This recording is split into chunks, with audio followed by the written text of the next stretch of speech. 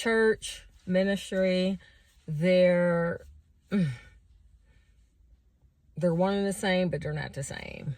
There's this church that I was attending that I felt like that I could breathe. I felt like, yeah, I can just breathe. But in all honesty, it's almost like I enjoyed the fact that no one knew me. It wasn't no churchisms. It wasn't no like, hey, woman. It wasn't none of that. And I really enjoyed that.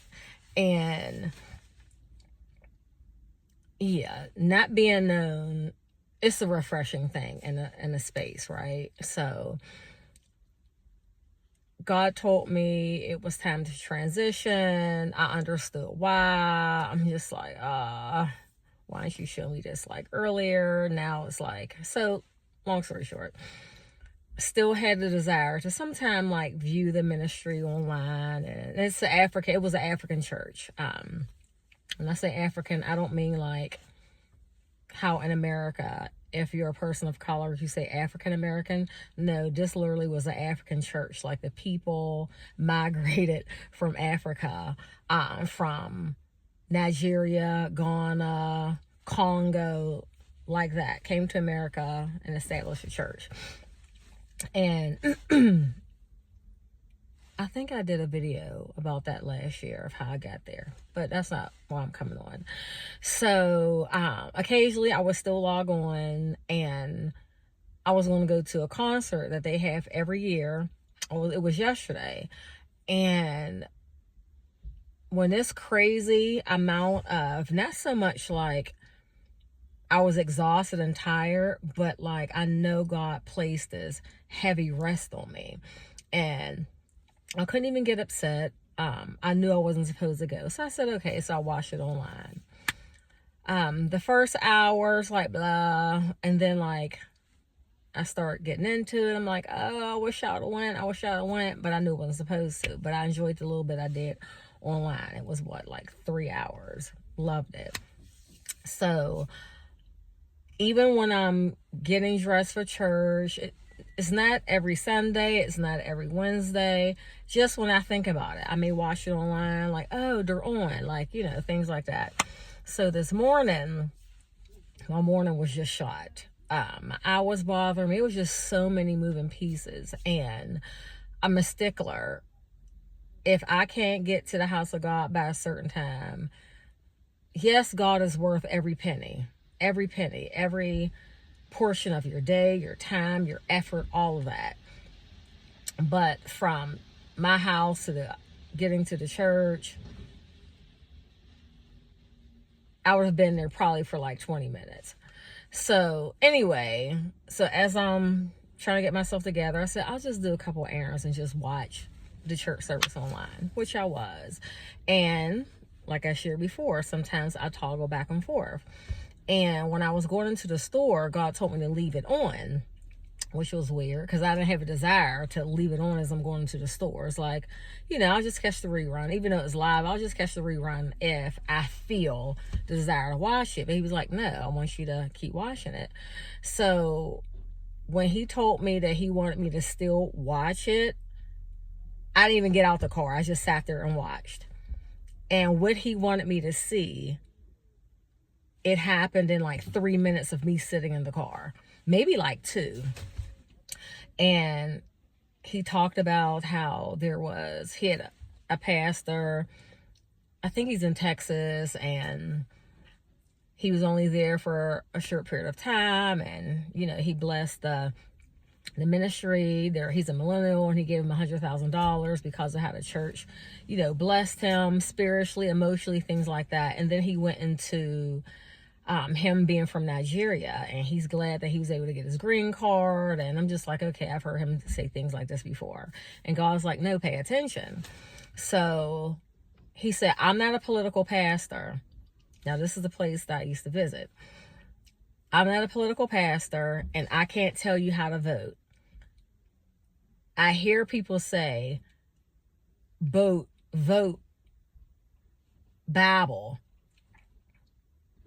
Listen, he said, vote Bible. People say vote your biblical values. And he said, Oh, I don't know. Matter of fact, because I was so shocked, hurt, and I cried. And I thank the Lord. Lord, thank you. Because after that, it totally took the taste out of my mind, body, soul, and spirit to even watch it. He said, I know they say vote biblical values, but I don't know about that.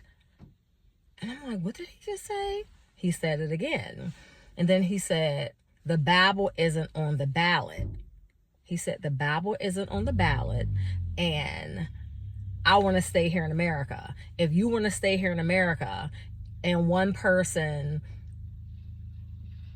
I'm a upload it so you can view it. But basically he was telling people to vote for Kamala Harris because when it comes to foreigners, Trump's about the border, but it's not even about just the border. Trump is saying, like, I don't care if you're from Zimbabwe, I don't care if you're from Germany, but like, just come in the right way.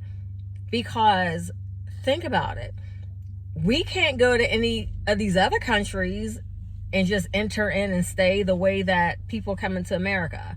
So the pastor basically was saying, if you want to be in America and stay in America, you know how to vote. Again, I know they say vote your biblical values, but the Bible isn't on the ballot and God will take care of us. I was like, what? Your whole pastor saying this? And if you're saying God will take care of you, then vote Bible too. Of course, everyone has their own reasons why they do what they do. They have their own convictions, but like, I just so love how God is always showing me, like, I know you, I know what you'll need. God just can't say, daughter, I need you to do this. Daughter, go to the left, not the right.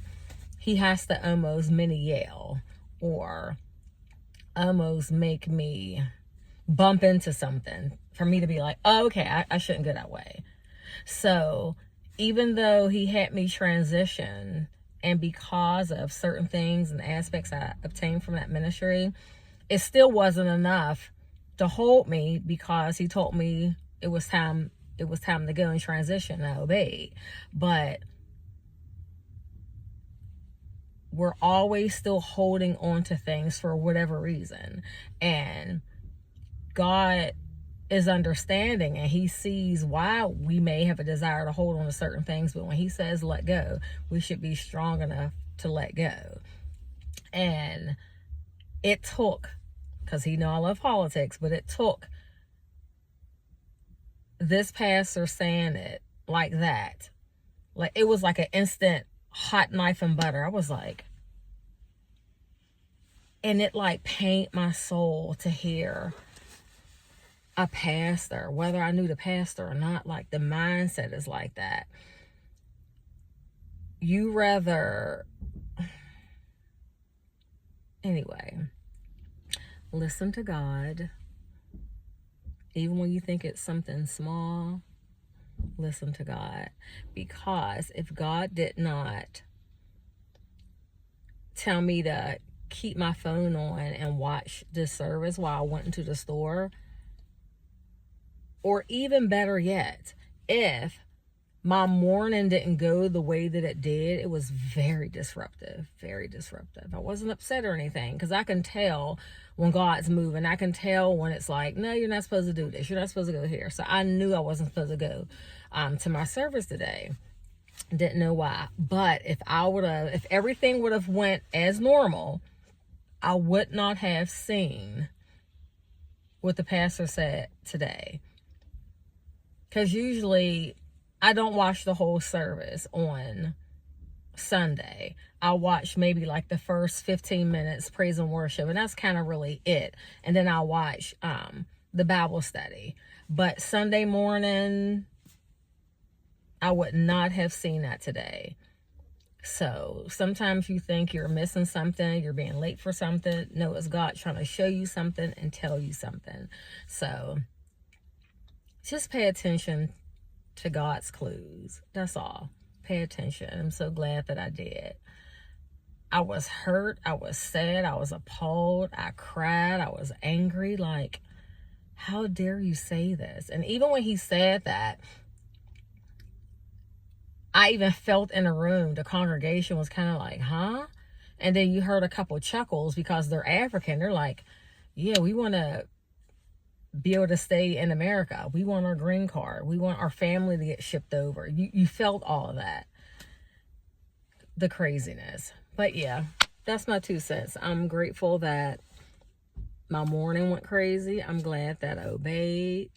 But even if I'd have went into the store, I still wouldn't have been really paying attention. I was just had it on. So God will show you. If you want him to really answer your questions, he'll show you. But be strong enough, mature enough to obey. And I'm glad that I did. I didn't even realize how attached that I still was. But that killed it for me. So God bless you guys. And this just isn't about, of course, elections. This is just about hearing from the Lord and obeying. So stay close to the Lord so you don't have to be in a double Dutch posture of what to do as you move in life.